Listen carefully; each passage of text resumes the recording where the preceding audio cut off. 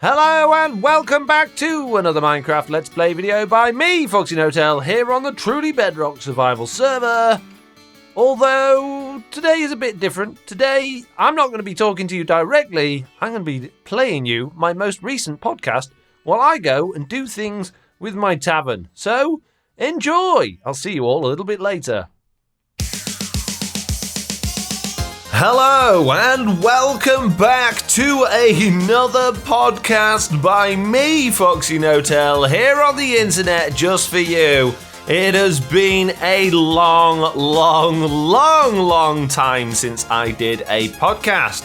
It has actually been over 10 months as I'm recording this today, which is absolutely ridiculous. And the reason I haven't been doing podcasts particularly regularly is because I do so much live streaming now, which we'll cover later on in this podcast, that all my thoughts and feelings get shared on a pretty much weekly basis anyway, so the podcasts kinda don't feel as relevant anymore. But I do enjoy doing them, and today I'm doing one because I'm short on content and a podcast is quicker to make than a video or doing a live stream. So yeah, lots and lots of things to talk about today. Many news over the last 10 months. But before we get to the news, let's talk about my week. Now, technically, my week is actually my last 10 months. What's been going on in the last 10 months? Well, the biggest thing, I guess, would probably be the COVID or the coronavirus thing, the pandemic that's taken over the whole world.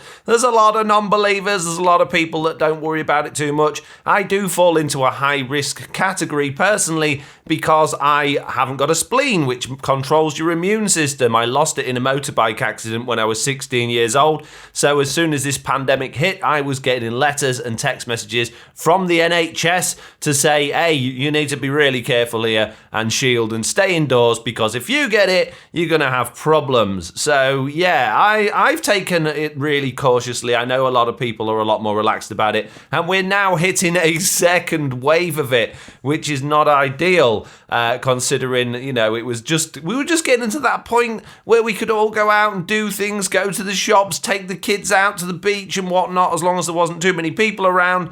And now we are all stuck back indoors again, or at least that's how it feels because of all of the problems. Because of this second wave, because people have done too many mixings, and obviously going back to school didn't help. Prime example of that, Oliver went back to school within 2 weeks. He had tested positive for the coronavirus. Oliver is my 6-year-old, by the way, and 3 other children in his class, as well as his teacher and one of the cooks at school, also all tested. So even after he'd passed his 14 days worth of isolation, he still couldn't go back to school because they closed his class because there was too much of it in his class and they couldn't staff it. And now it's half term, which means he's off school for another 2 weeks. So the little blighters just had an extra 5 weeks off school, which is crazy considering they had such a ridiculously long time off school from was it March or April, all the way until after the summer holidays, which was September. So he really, this year, hasn't done very much school at all. Coronavirus aside for a moment, what else has happened in the last 10 months? Well, back in June, I got a puppy. We got little Nelly, who is a golden retriever and red Labrador cross. She is absolutely wonderful. She's really good. Considering she's a puppy, she hardly does anything wrong, and she really just wants to please you all the time. She's really quick to learn. She's very intelligent, and she's already doing loads and loads of tricks, and her training's coming on brilliantly. She was a little bit nervous when we first started being able to take her out for walks. If you don't know, when you first get a puppy or when a puppy's young, until they've had their second round of inoculations, you can't take them outdoors, or you can in your own garden, but you can't take them anywhere in case they pick up any parasites or bugs that can be potentially lethal to them. So after she'd passed that, we were able to start taking her out on walks, but because she's classed as a big dog breed, we can only actually take her out for 5 minutes worth of exercise for every month she is old. So she's 4 months old now, and that means she can do 20 minutes worth of exercise, which means you can't go for a very long walk at all. So getting her used to going out for walks It's been slow going, but she's getting it now. She's doing good walking on the lead. She stays with you. She comes back when you call her, and she enjoys having a good sniff about as well. In the house, she's fantastic. At first, she would chew everything. There was nothing sacred, no socks or plates or bowls or bits of wood or furniture. Nothing was safe, but it didn't take her very long at all to realise what she can and can't have. Although we do have now a large hole in the carpet that I've got to deal with at some point in the future once I'm confident she's not going to cause any more problems like that. But yeah, at home now she's brilliant. She's toilet trained. She doesn't have accidents. She doesn't cause any problems. She doesn't pinch things she's not supposed to have. She doesn't bite things she's not supposed to bite. And with the kids, she's absolutely brilliant. I've got 2 kids, Jack and Oliver. Jack is now 15 and he's currently doing his college applications. Oliver is 6 and she is absolutely brilliant with them both. She adores both of them. She will chase them around the house and play with them until she is absolutely worn out. And the kids love her as well, which is great. So, yeah. I'm kind of talking about the news here at this point. I feel like my week is kind of the news, really. So we do have news. We've got the Minecraft update news, I guess, and we've got news about my channel and what's going on. So I'll continue talking about my last 10 months for now, I think.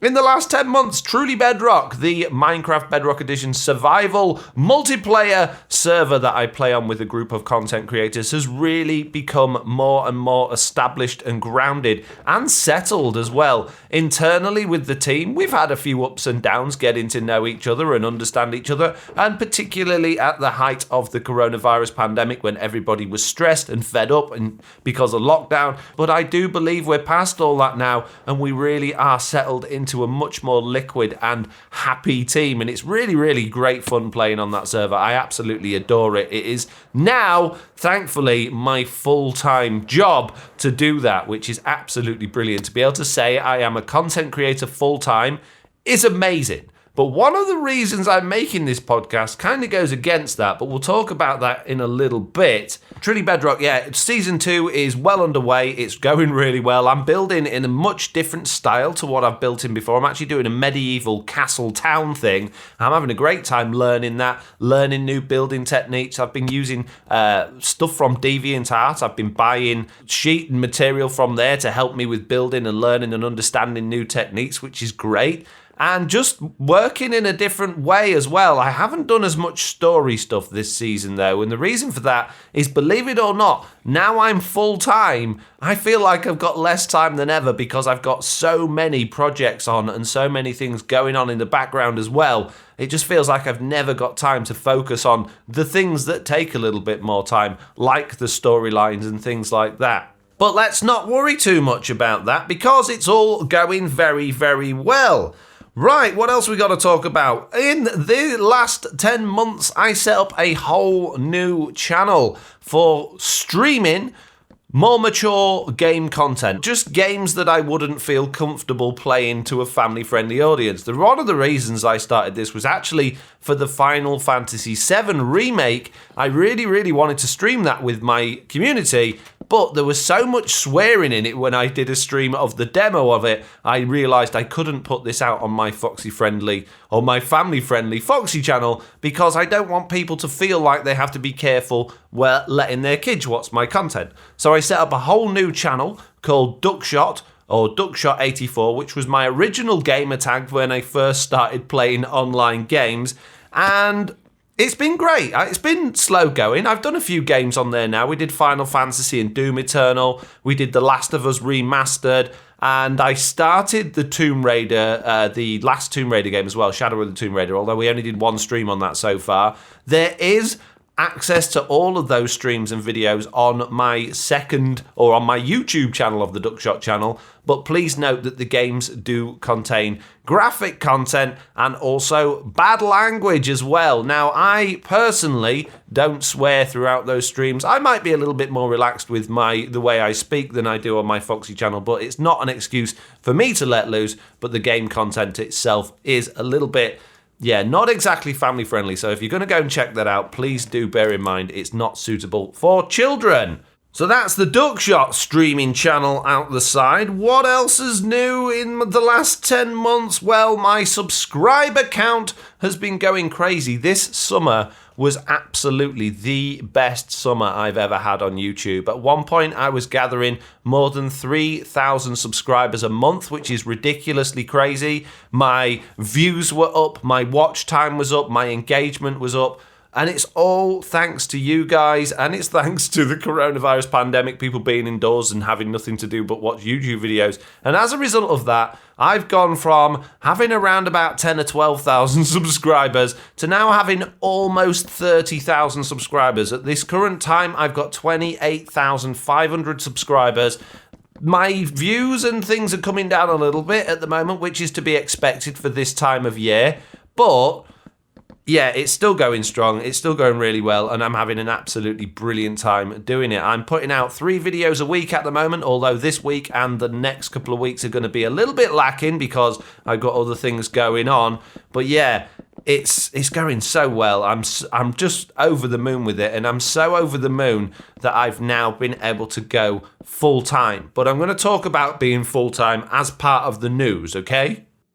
Another thing that I have been doing in the last 10 months is working on a new project. If you've ever heard of the team or the company Netherpixel Studios, they are a Minecraft partner who them and people that work through them develop maps and resource packs and things for the Minecraft game, and they put them out onto the Minecraft marketplace. And they basically got in touch earlier in the year and asked if I wanted to do any maps for them, considering I'd now got a little bit of an established name in making add-ons for Bedrock Edition. I've been doing the mob heads and mini blocks add-ons like you'd seen on Vanilla Tweaks for Bedrock Edition. I've also done a whole bunch of software as well as some other add-ons and things as well, which is it's really taken off. That's taken off crazily as well. If you want those, you can get those from FoxyNoTail.com. But yeah, they've really added to my channel being blown up over the last few months.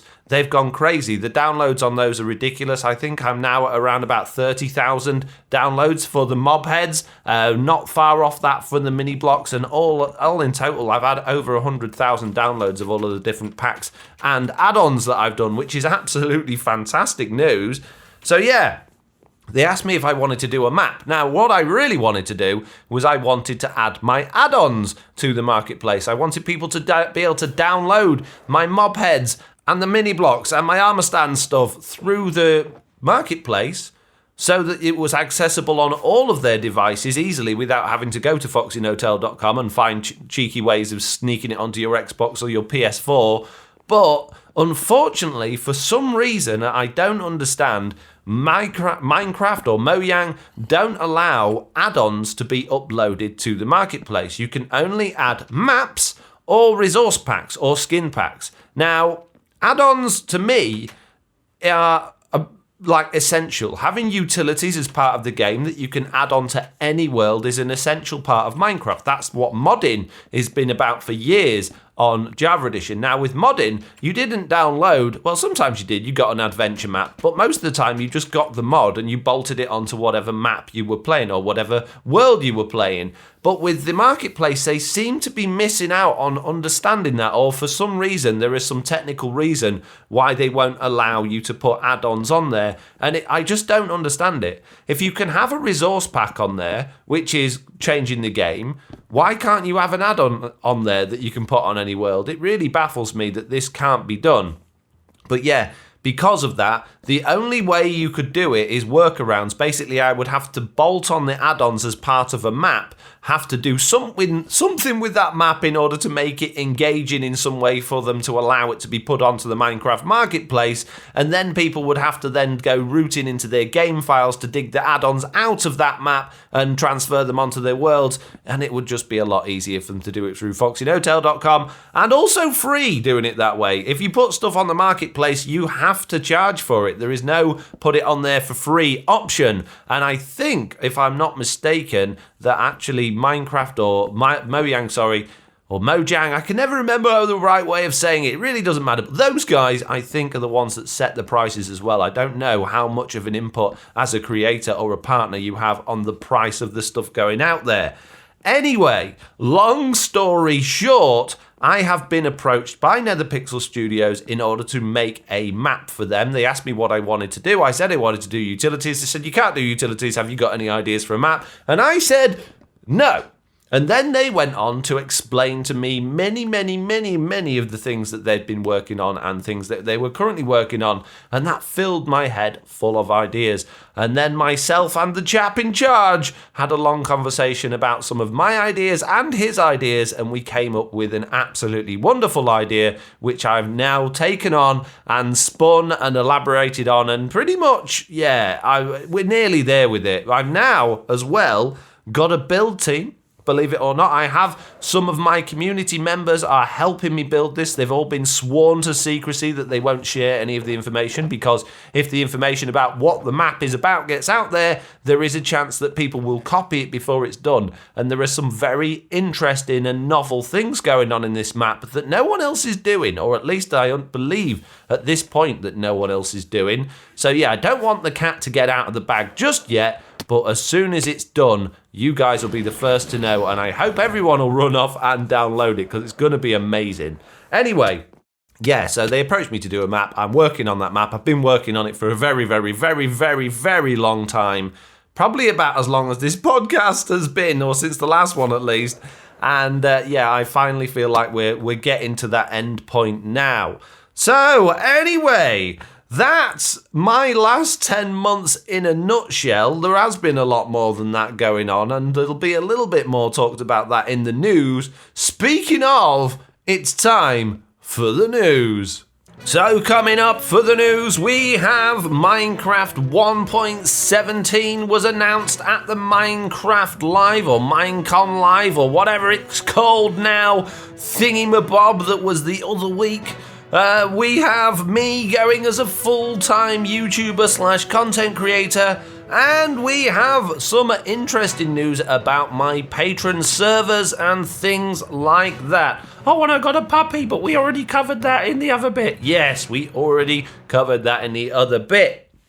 Right, first of all, Minecraft 1.17. No, I'm not going to talk about that first, actually. I'm going to talk about me going full-time. How did that happen, and what does that mean?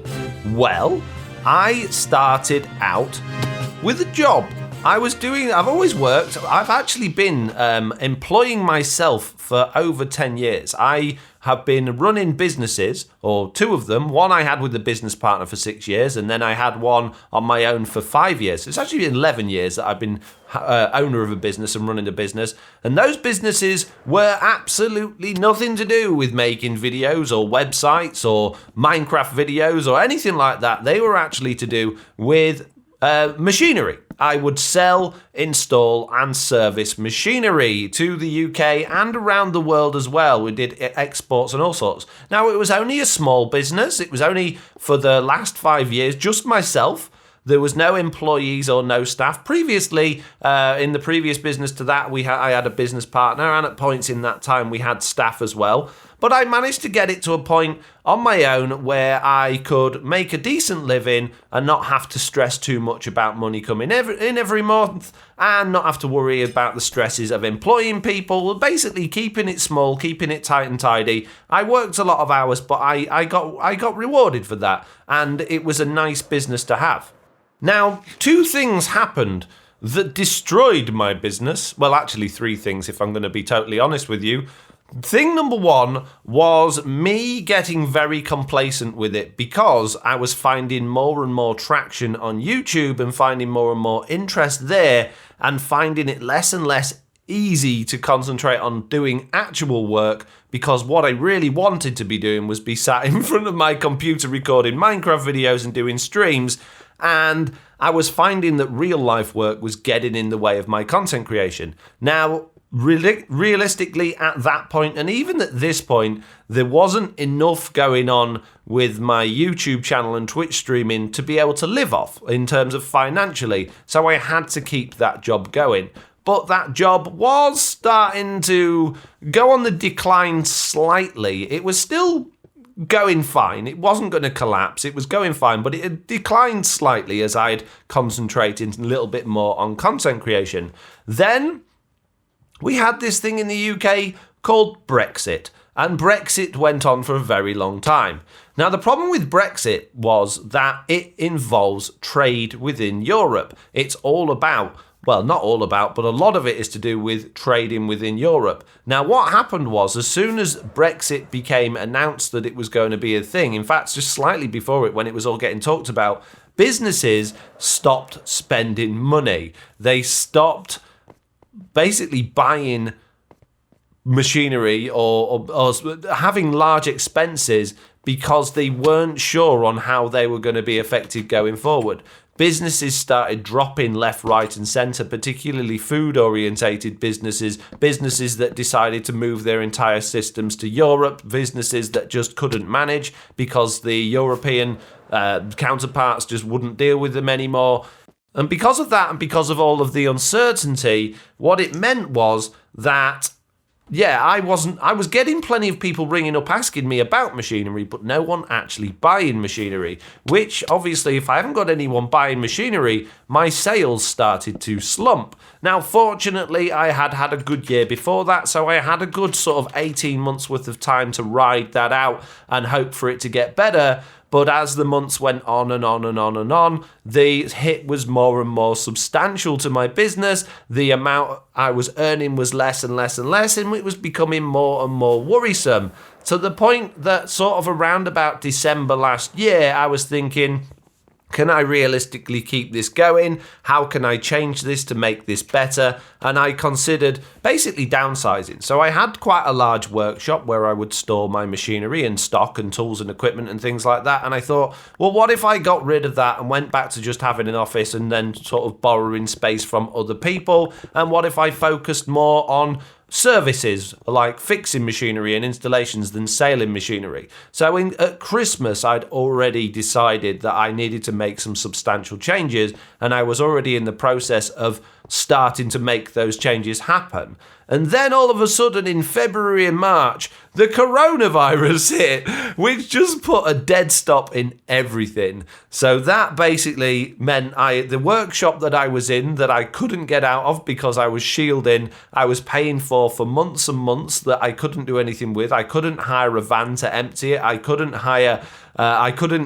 get a new one to put my stuff in. And it was just ridiculous. So I just had this workshop sat there costing me money. And then, things like insurance costs and internet costs and bills and all the other crazy things you have to pay for as a company were still coming in, invoices every single month costing me money, but I couldn't do anything. I couldn't do anything to sell anything. Now, fortunately, the UK businesses were all given a grant, which was a lot of money, which I was able to get, which was able to keep me going through that time and pretty much covered all of those costs, which was great. So I didn't lose any money because of coronavirus. But what I did do is started losing, obviously, customers and custom. And even now at this point, all the systems are still in place, but I haven't had any business through that realistically for a very long time. So even if I didn't use to close it down, at this point now I would be thinking, oh, I've got to close this down because I'm not making any sales.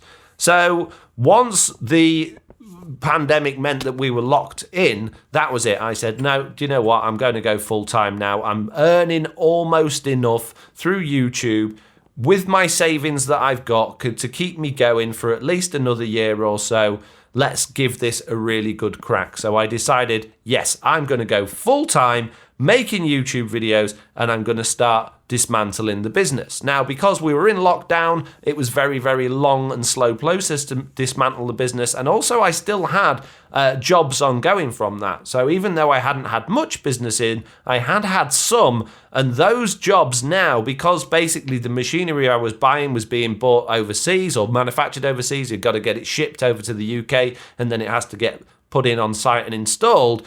Those last two jobs are only just getting to that point where they're getting installed. And that is why I'm running out of time this next couple of weeks is because I've actually got to travel over to Northern Ireland to do one of the installations. Now, unfortunately, it's fallen at a really bad time. Someone was supposed to be going for me. They've let me down at the last minute, so I'm now going on my own. And at the moment, Northern Ireland is in the high alert level of basically coronavirus. We've got a thing in the UK that basically we have alert levels, and depending on what tier you're in or what level you're at, it will depend on the level of lockdown that you're in. And they are in the highest category, and I'm going from the lowest category to the highest category, so I'm very worried about going. I have managed to find some accommodation. I've been able to book the ferry. Those things are okay. But once I'm there, because they're in full lockdown, I don't know how I'm going to manage in terms of getting food or access to anything because everything's going to be shut. So, yeah, I'm a bit nervous about that. I'm going to be there for 3 days before I come back, and I'm really hoping that nothing drastic happens in the meantime while I'm there, and I can definitely get back. So, yeah, although it's like a nice final send-off to my original business, me doing this last installation, it is filled with... I'm worried, basically. I'm sure it'll all be fine. I'm going to be careful. I'll be wearing masks and appropriate clothing. I'll be making sure I'm washing my hands and keeping my distance from people. But I am concerned. But let's not get bogged down with all of those doom and gloom things. Let's look at all of these really nice and exciting things that are coming in Minecraft 1.17. It was the Minecraft live stream 2 weeks ago now as I'm recording this, I think, and so much new stuff is coming.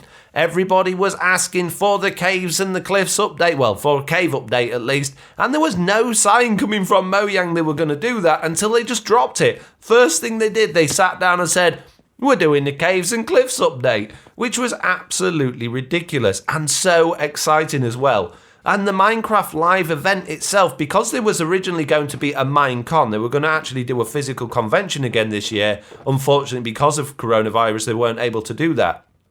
The live stream was so focused, it was amazing. There was none of the competition stuff or other players playing or the kids stuff or the fancy dress. It was just, what are we doing with Minecraft? What's coming new? What can you do with it now? And it was just so good. It was all news. It was all exciting. There wasn't a bit of that live stream that was boring. The only bit I didn't like was the mob vote. We got to vote for a new mob that's going to be in the game, and the people chose the glow squid. I don't know why people chose the glow squid. I certainly didn't choose the glow squid, but that's what you've chosen, and I'm not going to moan about it, but why? Why the glow squid? Anyway.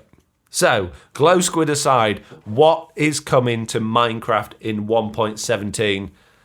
What isn't coming? We're getting, I think the most interesting thing, aside from the new cave generation, which just looks absolutely unreal, but copper. A whole new metal is being added to the game, a new ore, a new metal, new things we can craft from it. But this is unique in the fact that the copper block will age over time. It will deteriorate as it oxidizes with the air around it, and it will turn from a nice bright orange to a sort of dingy orange with green spots on it to almost like a jade color, like a really sort of soft green. And it looks amazing, and they've now confirmed that you will be able to basically set the copper at those different states in survival, so you can have the copper in whatever state you want it. Obviously, you're going to have to age it first, but then you'll be able to keep it in whatever age it's at. I don't know how they're going to do that. So from new copper under the ground to new artifacts as well. They're adding in an archaeology side to the game, which seems like a weird bolt-on, a bit of a modded thing being added to the core game. Something very strange, certainly an experiment I would feel on their part. It's like, yeah, it's so weird. It almost feels like something you would expect to find in the education edition of the game, but it's coming to the survival game. And what it is basically little artifacts are buried underground in artifact dig sites that you will come across, and you're going to use brush tools to be able to brush away things like gravel and dirt, and they will expose these artifacts. And if you brush it to the right amount, you can get the artifacts, and you can then put them on clay pots and then fire the clay pots and make them into sort of terracotta pots with these patterns on and tell your own stories. So it's like they're adding in an actual lore into the game, but they're also saying as much as we are adding in sort of a history type thing in there, it's all about making your own history in Minecraft. And I find that really interesting. And a lot of people in general, the comments I've had on my videos about this have been all about, oh, it's too modded, the whole thing's too modded. I don't think it's too modded. I think it's different. I think we always say, oh, this looks modded and that looks modded. Like the pillagers and the piglings, everyone said, oh, they look too modded. But eventually, we get used to them and they become part of the core Minecraft experience. And I feel the same is going to happen about these. In fact, for the archaeology thing, I'm pretty sure that most of us will probably never even come across it. It'll probably be a little bit like finding the fossils underground. It's something that you'll either engage with or you won't, depending on what you find interesting from the game. But yeah, I'm really glad they've added something like this in. I think this is going to add a lot of ability in the future to go down different paths and really add more into the game in those sorts of ways, rather than just focusing on new blocks or new entities or new mobs, focusing on a new path, a new way to create or a new way to focus and engage in the game. I just think it's really clever. I think it's a really clever way of doing it. So artifacts aside, we are getting a ridiculous amount of new blocks. We're getting new stones and skulk stuff, which looks like a weird... they say it's going to be somewhere in the underground called the Deep Dark, the lowest part of the cave structure. It's called the Deep Dark. But these things look like they're from the end, and they sound like they're from the end, because we've got skulkers and we've got shulkers. We've got skulk growths, which looks like a corruption that sort of spreads across. So I'm thinking that we haven't heard everything that we are going to be hearing about this update. I think this is a tease. I think we're going to be hearing a lot more about how the underground or these new blocks actually tie in with the end dimension. Bear in mind the end dimension still hasn't been touched in a long time. It's barren. There's no biomes there. There's nothing interesting going on. I've got a feeling we're going to see some updates to the end, and I think they are somehow going to merge that in with the Deep Dark. Maybe that's how we're going to get to the end now. Maybe they're going to change the end portals, or maybe just because the end portals already spawn so low in the world, they're going to be part of the Deep Dark. Maybe the fortresses where we find the end portals are going to change slightly, or the dungeons as they're known. I don't really know, but I feel like we've got a lot more to learn about this update than they've shown us, and they've already shown us so much. And from candles to new blocks to new light sources to new mobs, crystals, telescopes, underground lush caves that have plants that emit particles that you can take to your base and have particle systems in your base. All just sorts of crazy stuff. Absolutely ridiculous. There's way too much to go into, but it's going to be so exciting, and I think there's some really, really interesting things coming out of this. And if you're interested in learning about what's coming or what they've announced already, then please do head over to my YouTube channel and check out the videos that I've done on that, because I went into a lot of detail about everything that I could see from that live stream. Now, Mojang have been at it again. They have shown us even more information off camera. Since the live stream event, they've been talking on Twitter. They've had some other interviews. There's been other videos coming up on the Minecraft channel that have elaborated on some of the questions that we've had. That's how we know we can have the copper in the set states. And we know there's another material as well that we didn't actually see as part of the live stream. We just caught a glimpse of it near the crystal area, but it's not going to be marble, although it looks a little bit like marble. We're getting stalactites and stalagmites, which we can now use to trap things and kill them. The spikes on the floor, the stalagmites, will, kill or hurt entities when they fall on them. It's just ridiculous. There's so much. Go and check out those videos if you haven't seen it already, because it's absolutely fantastic. Another thing coming out of the 1.17 update is finally more than by the time it's implemented, it will have been a year and a half since it was voted in, and that is the mountain update, which is coming with the snowier snow, the mountain generation, and the goats. Bearing in mind, 1.17 isn't coming out until summer next year. That's if it's on time. And they've already done so much work on it, you can see from the videos and the screenshots. But yeah, the mountains are finally going to get their new generation, and they've gone way beyond what I thought they were going to do with it. I thought they might just tweak the generation slightly, maybe make them a bit bigger, maybe make them have like properly peaked with snow at the top and different materials on the way down. But they've done crazy things, even like changing the tree generation line. If you didn't already know, in the world generation of Minecraft, trees generally tend to generate at a certain level or a certain range of Y levels, but now in the mountainous areas, the tree line's going to go higher up as they go up the mountains. Yeah, they're going to look incredible. Now, they've only shown us a couple of screenshots. There were some videos floating around of one of the devs looking around a work-in-progress mountain biome, which looked fantastic. Yeah, I'm really excited about that. And the mountain goats as well. They look great, although they're apparently going to be mischievous. And they showed us a video of them kicking a cow off the edge, which is funny because when they did the mountain biome vote, they never mentioned the mountain goats doing anything like that. But when I did my videos on it back then, I actually animated the mountain goat kicking Jeb off the mountain thing. So I was already sort of, these goats are going to be pushing people off cliffs. And it turns out I was right. So one in the bag for me getting that one right. So that's fantastic. And another really, really important thing coming in 1.17 is a new form of redstone, specifically wireless redstone. One of the new blocks from the Skulk range of blocks found in the Deep, Deep Dark, or the Deep Dark as it's called, is known as the Skulk sensor, which has like little feathery things on the top that when it senses vibration in the game, it will give out a redstone signal. So vibration can come from things like pistons moving, players walking, placing blocks, breaking blocks. Basically, if you can imagine something you do physically affecting the world around you, it will cause vibration. And these Skulk sensors pick up on that and give out a signal, which means if you make a loud enough noise within the range of a Skulk sensor, that Skulk sensor can then send a wireless redstone signal or a redstone signal to something that's not actually connected. So we've got wireless redstone, and they showed us a video of that in action of basically this redstone signal being sent across the sky without anything connecting to each other. So that's really, really interesting, and that's going to create some absolutely fantastic ideas and just change redstone in so many ways for the better.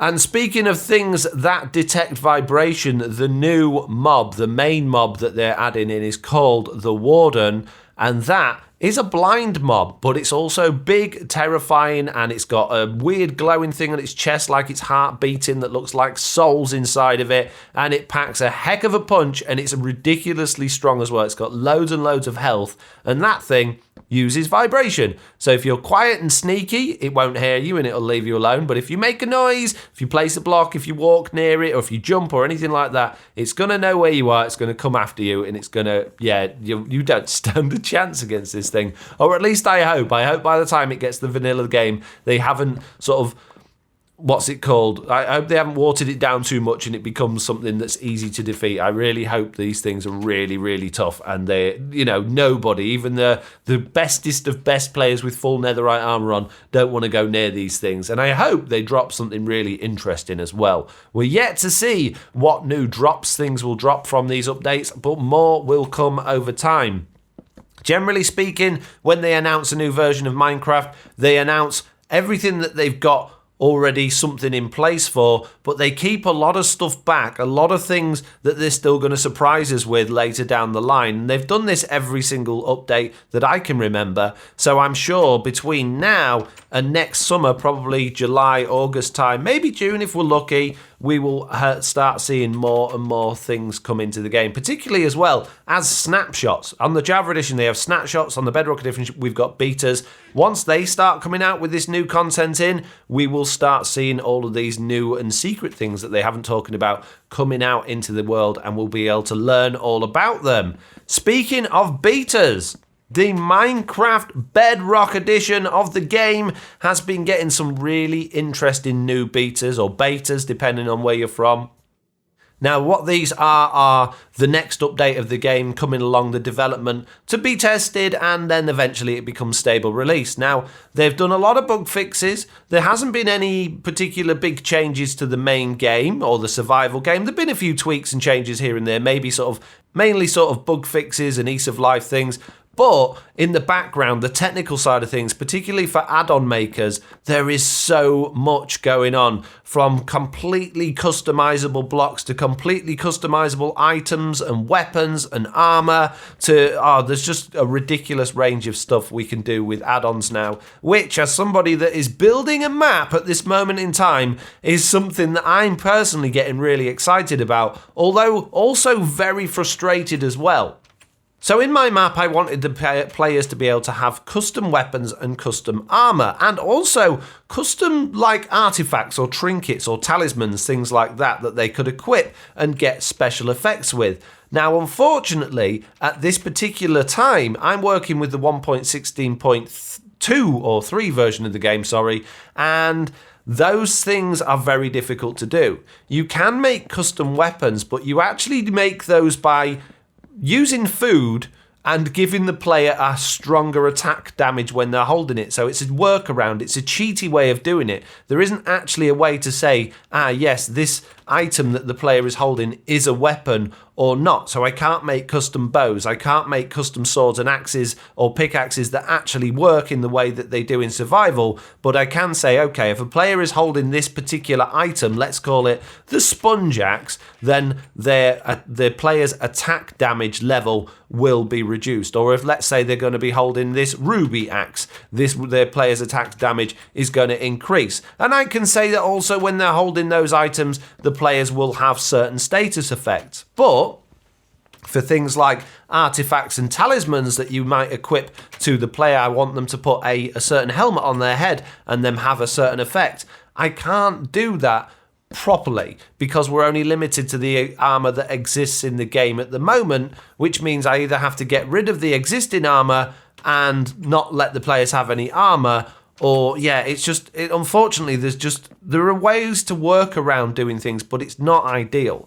So when the next update comes stable, which I don't believe is happening until some point next year now, I don't think, maybe Christmas, fingers crossed, but anyway, it's going to be after my map's finished, I will actually have been able to make proper weapons, completely new sets of armor that all have special traits and do things, items that you can equip in your offhand that would give you special powers and stuff, just stuff you can't do now. And because I can see it and I can taste it and I can smell it, and it's so close to me, but yet so far, I really wanted to put my map on hold until those things have come out. But I've been speaking to the people above, and they've said, if you do that, you'll be waiting for too long, and you need to get your map out before then. So unfortunately, they will have to wait for the version 2 of the map. But for now, doesn't make my map any less exciting. It's still going to have so much stuff in there you won't believe. But yeah, the later versions of it will be able to have just so much more. So I'm really, really excited about those things. Right, that's enough about new updates and betas. The last bit of news I've got for you is actually about my Patron servers, and if you don't know what they are, basically I host servers that are available for my patrons and my VIPs to be able to join. Now, previously I've had Java Edition ones, I've had Bedrock Edition ones at several different tiers, I've had creative ones, I even had at 1.1 open to the public as a test to prove that you really shouldn't have these things open to the public, that just got griefed and ruined within seconds to prove my point perfectly. But yeah, things have changed over time. Now, until recently, I had a VIP server and a friend level server, basically 2 different tiers of patronage. Patron VIP tier is £5 a month or $5 a month, and the friend tier is $10 a month. Now, the friend tier one was a skyblock map that I created myself as an add-on called Superchunk Block. Again, you can download that from FoxyNoTail.com and play it yourself. And it started off really well. It was very interesting, a different way to play the game. But unfortunately, over time, because I stopped playing on there, and people found more fun playing on the just standard vanilla survival experience, which was the VIP server. The problem with that, though, is that I'm getting a lot of patrons, which is not a problem at all for me. But in terms of the world, there was just too many players joining. The world was getting bigger and bigger and bigger, which meant it was getting more and more laggy. So what I've done is I've got rid of the friend server. Problem solved. No, that's not the only thing. I've started 2 brand new servers in addition to the VIP server for all of my VIPs and patrons at all levels that basically allow them to spread out over the different ones. So we've still got the one they were playing on originally, so no progress has been lost. We've got a new one which is the same sort of thing. It's a survival multiplayer, which is you will join it, go and get yourself a base, interact with the community, build stuff together, make shops to sell stuff, have a town area and all that sort of good stuff. But obviously you can keep yourself to yourself as well and build all your farms and stuff like that if you want to. And the other one is a nether focused one, which my admins and my mods have come up with this all on their own. They've done this all themselves, but this one is set that all of the community stuff is going to be based in the nether. So the shopping area is going to be in the nether, the town area is going to be in the nether, and they're going to encourage players to base in the nether as well. Although you don't have to, you can still base in the overworld if you want to, if you're not a big fan of the nether but you fancy